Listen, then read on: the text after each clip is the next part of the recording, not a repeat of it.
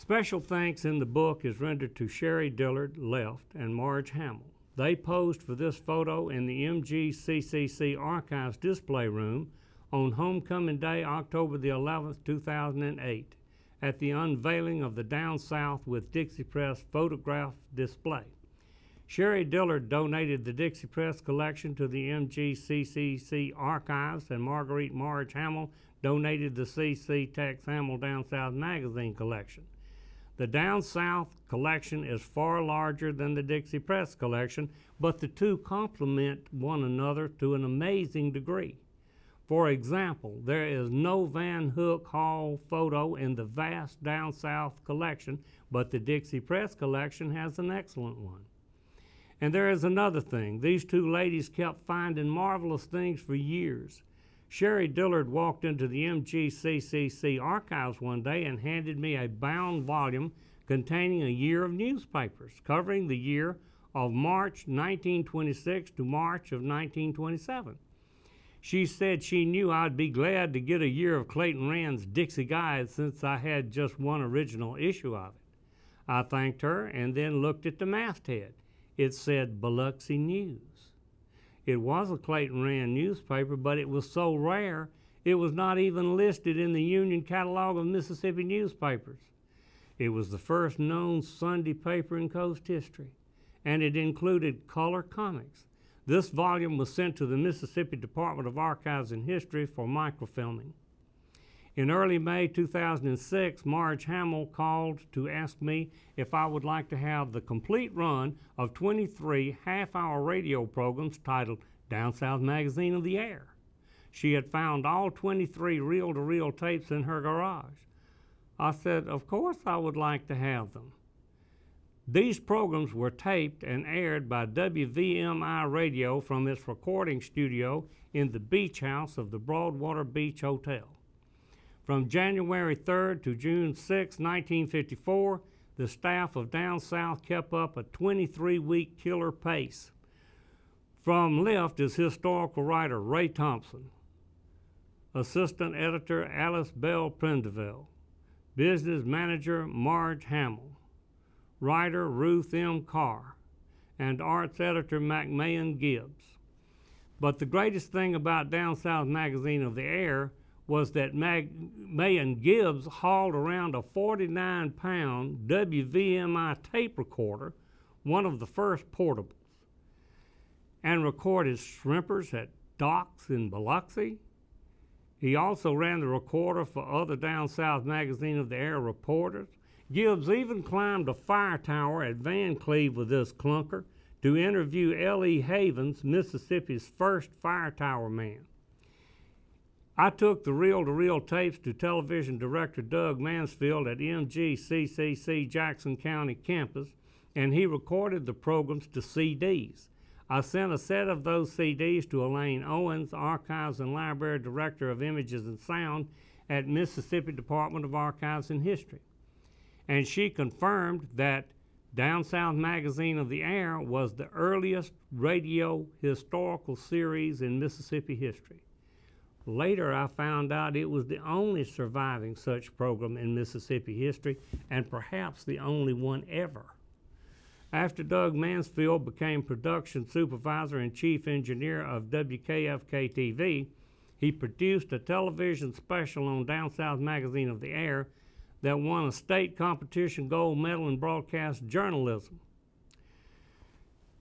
At left, Down South historical writer-photographer Ray Thompson, a member of the Down South Magazine of the Air crew, also wrote an illustrated historical column for the Daily Herald called Know Your Coast from March 1st, 1956 to October 17th, 1960. At that time, the article expanded to Know Your State in order to be published in the Clarion Ledger Jackson Daily News. By the time he penned his last column on August 16, 1969, the day before Camille, he had written over 2,000 columns. Throughout his career, Thompson remained associated with Down South Magazine. At his death, his writings and 438 photographs from Down South Magazine were placed in the McCain Archives in Hattiesburg by his widow. The MGCCC archives acquired copies of the Ray Thompson articles for captioning purposes. While the book focuses mainly on the Down South and Dixie Press collections, there was one other MGCCC archives collection that was included. Billy Fennell of Long Beach was working in his father's photography shop one summer in the early 1960s when an elderly woman gave him a stack of photographs dating back to 1899 and asked him to take care of them. In 2009, when I asked him to allow me to use a hurricane photo his father had made, he said yes and proceeded to tell me about the vintage photographs in his possession. Harvey Jackson Perkins, a Wisconsin photographer who became Biloxi's first snowbird about 1886, made the photographs. A snowbird in tourist terms is a northerner who winters on the balmy Gulf Coast. Note the Wisconsin pennant on the side of the Perkins cottage at 127 Main Street in Biloxi. The Perkins photos included this one of the Biloxi waterfront circa 1899 and one of men shucking oysters at a Biloxi waterfront oyster house circa 1902. But the significance of the Billy Fennell collection photos is the solving of a mystery that has vexed coast historians for years. Perkins took a picture of the facade of the summer home of Greek consul Nicholas Marino Benaki of New Orleans. Benaki Avenue in Biloxi was once the most picturesque thoroughfare in the city due to a veritable tunnel of moss-hung oaks. Naturally, I assumed the avenue of oaks led to the front of the house, as they do at Oak Alley on the River Road near New Orleans. But no matter how powerful the magnifying glass I used, the house at the end of the avenue just did not look like the facade of the Benaki house. When I read Ray Thompson's December 20th, 1956 Daily Herald Know Your Coast titled "The Biloxi House That Changed Its Address," I found out that I was not looking at the front of the Benaki house. I was looking at the back of it. The house faced the Gulf, and since no shoreline road existed at the time, then entry to the Benaki house was from the north. As Thompson put it, the beautiful drive between the famous double line of oaks ran from the rear of the house through the grounds to the big gate. That is precisely what is visible in the H.J. Perkins photo. A woman stands by the big gate in this 1899 photo. Furthermore, a sign nailed to the first tree on the right says "Entrance." The scene captured by Perkins in the photo did not last much longer. In 1903, the area was purchased by developers who wished to run a road from Howard Avenue south down the Avenue of Oaks to the newly constructed West Beach Street. The Benaki house was in the way. The Daily Herald of March 2, 1904 reported, "The old Benaki home is being moved from the present place where it stood for many years to the lot west of the new street across which it now stands. The steps were changed in the move, but for the rest the house remained much the same until Camille devastated it and it was demolished." Camille and Katrina have so devastated the trees of Benaki Avenue that they no longer form the Avenue of Oaks. The main body of the Gulf Coast album is a journey from New Orleans to Mobile. Since there is no way to show all the photos, then I will select a few for a freewheeling overview in no particular order. From 1928 to 1983, Pontchartrain Beach Amusement Park was the place for children of all ages to go. In this July 4, 1949 photo, crowds swim in the lake as more daring souls ride the Zephyr, considered by many to be the Deep South's most terrifying roller coaster. Mildeberg Lighthouse, built in 1855, is at center. The September 2, 1956 photo of the trademark Laughing Clown is apt to cause anyone over 40 to sing, at the beach, at Pontchartrain Beach, you'll have fun every day of the week. You'll love the thrilling rides, laugh till you split your sides at Pontchartrain Beach." Having heard that jingle on WWL New Orleans radio 1,000 times, I can recite it from memory. By the way, you have just heard both my singing debut and my swan song. The battleship Alabama opened January 9, 1965, again to the delight of children of all ages, including my 9-year-old grandson Colin, whom I had to drag to the ship and then had to drag off the ship. Iberville and Bienville, the Canadian-French brothers who began the permanent European settlement of the New Orleans to Mobile region, are commemorated in place names across that area. The park at the heart of Mobile is Bienville Square. King Roy Albright and Queen Aletta Lyons of the Mobile Mardi Gras arrive at Bienville Square on a mule-drawn float on March 5, 1946. The park at the heart of New Orleans, though, celebrates the achievements of an all-American hero, Andrew Jackson, whose equestrian statue erected in 1856 dominates Jackson Square in front of the St. Louis Cathedral in the French Quarter. Jackson's victories in the War of 1812 secured the New Orleans to Mobile region for the fledgling United States. The Mississippi State Capitol is named for him, and Jackson County, Mississippi is named for him as well. On April 3, 1949, A.P. Fred Moran at center in the fleur-de-lis coat, known as Mr. Jackson County, portrayed Iberville in the Ocean Springs Landing pageant.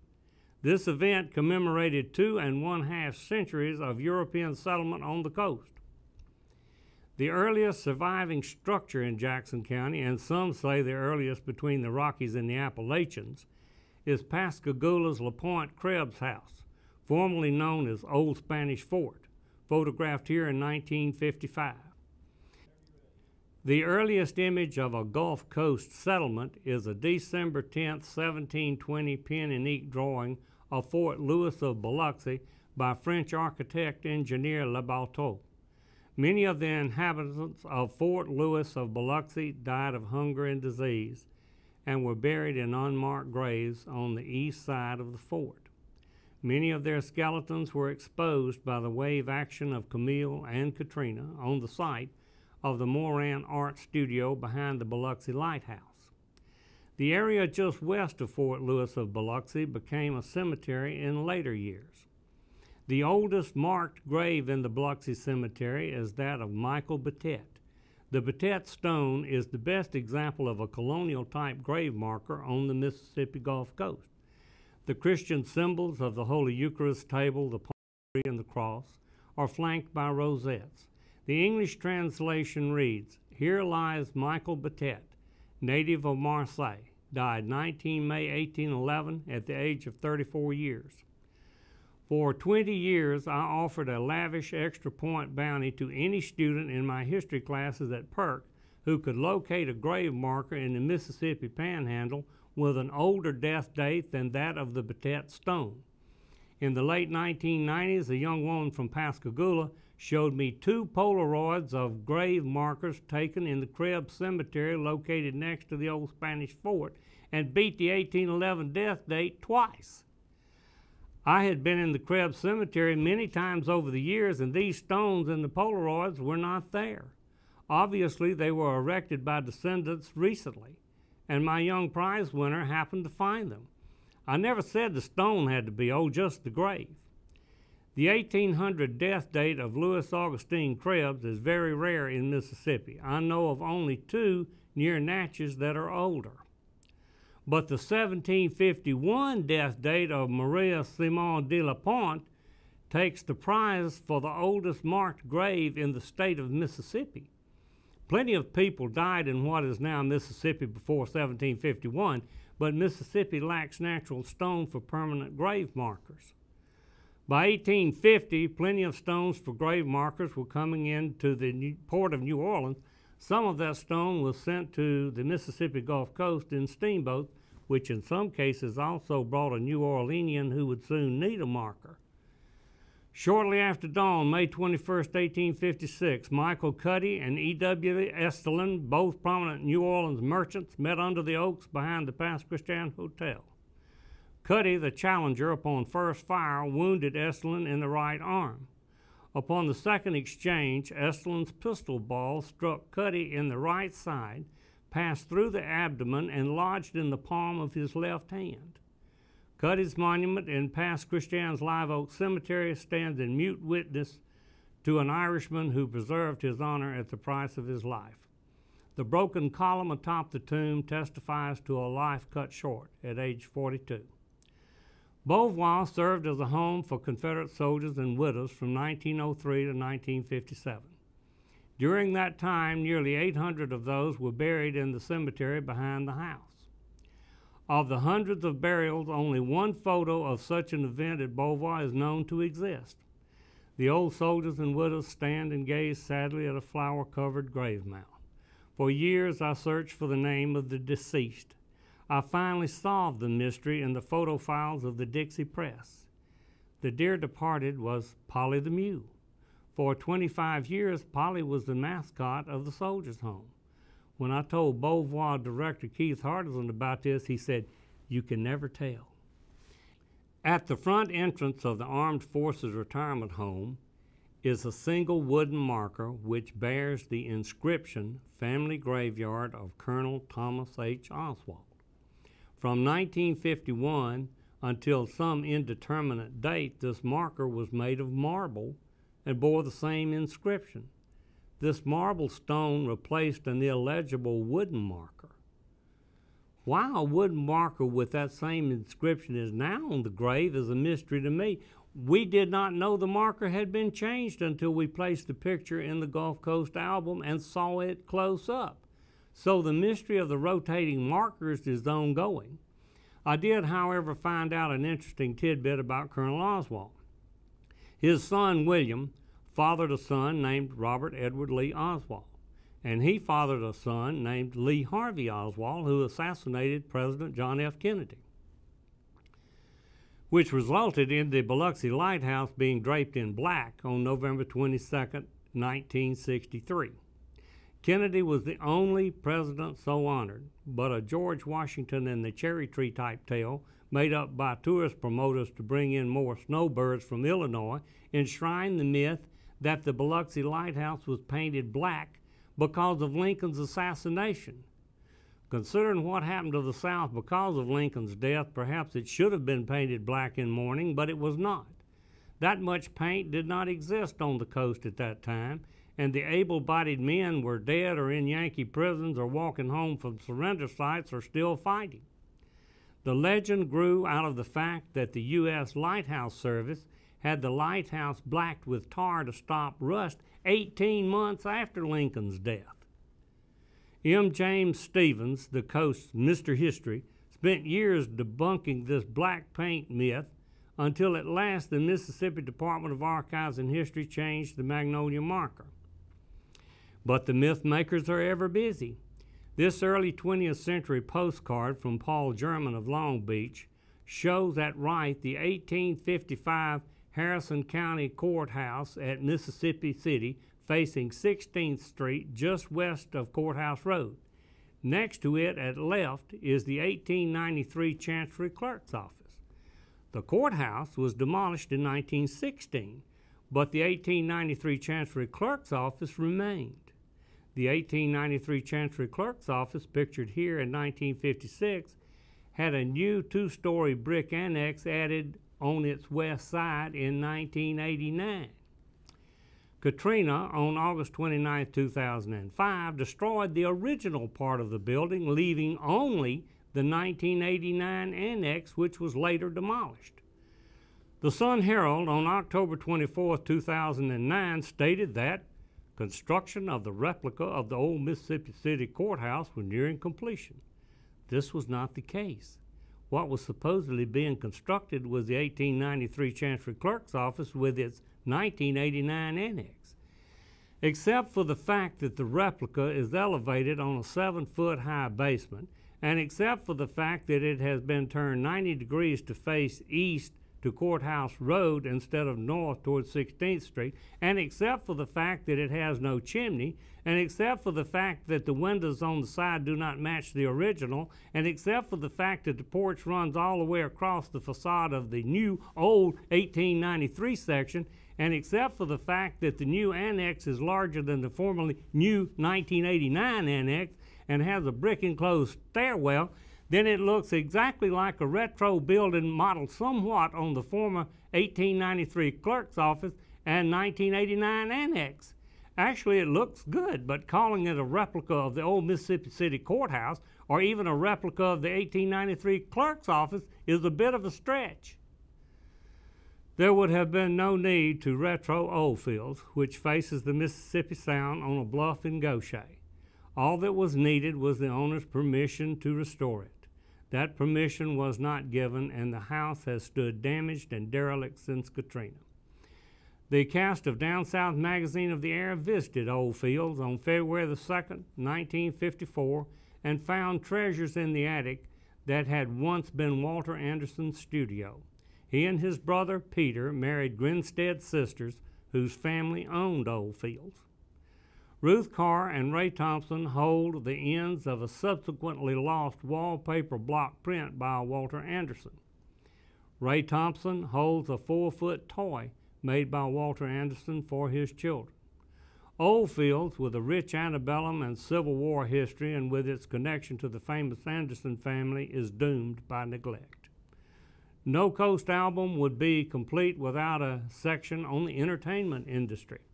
And the biggest name in that industry before the casinos was Gus Stevens, right, shown here in June 1955 with one of his acts, the Bermuda shorts-clad Cool Cats. The Gus Stevens Restaurant and Supper Club on the Biloxi Strip hosted such big-name entertainers as Brother Dave Gardner, who was a perennial favorite. But the celebrity most associated with Gus Stevens was Jayne Mansfield, shown here with her friend Nelson Sardelli when they were both performing at Gus Stevens in April 1963. Mansfield made a return engagement in June 1967. On June 28th, she borrowed a car and driver from Gus Stevens. Her driver struck the rear of a tractor-trailer truck on US 90, 30 miles east of New Orleans. The driver, Mansfield, and her lawyer were killed. Her 3 children in the back seat survived. A newspaper article avowing that she was beheaded in the crash touched off a myth that still persists. She was not beheaded. Her blonde wig went into the ditch. On the Biloxi Strip west of Gus Stevens was another popular night spot, the lounge of the Cabana Beach Motel, the Fiesta Club. Straw hats covered the ceiling of the Fiesta Club, and waitresses provided a straw hat to each patron. No wonder the Fiesta held the title, largest single consumer of straw hats in the world. At the Fiesta in 1962, Betty Lopez, wife of the band leader, does a new dance called the Twist. On March 20th, 1961, another lounge called Trader John's opened near the Fiesta in the Cabana Beach compound. Trader John's aimed to cash in on the folk music craze then sweeping the country. Jimmy Buffett began his musical career at Trader John's as a folk singer. Nearly half a century later, on May 22, 2012, he opened Margaritaville Casino on the tip of Biloxi's Point Cadet. His agents secured 1960s-era photographs from the MGCC archives Down South Magazine collection to display at Margaritaville. Since Katrina, to paraphrase a Roman adage, all roads lead to Perkinston for photographs.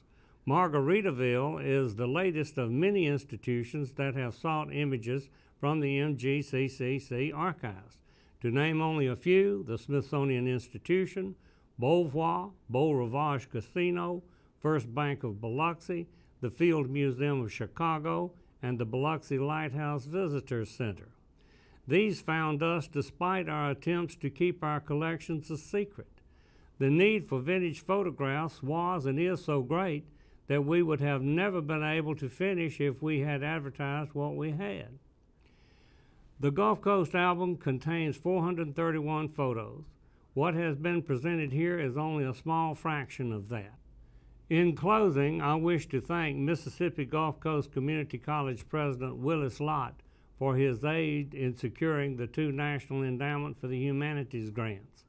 And I wish to thank Senator Thad Cochran for using his good offices in securing the Institute of Library and Museum Services grant. These grants made it possible to preserve and caption 46,000 photos. Also, many thanks to MGCCC President Mary Graham for making the publication of the Gulf Coast album a reality.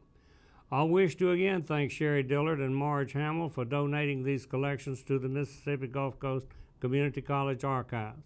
In recognition of their contributions to Mississippi history, the Mississippi Historical Society, at its annual meeting in Gulfport on March 6, 2010, presented each of them with an award of merit and gave me the Dunbar Rowland Award.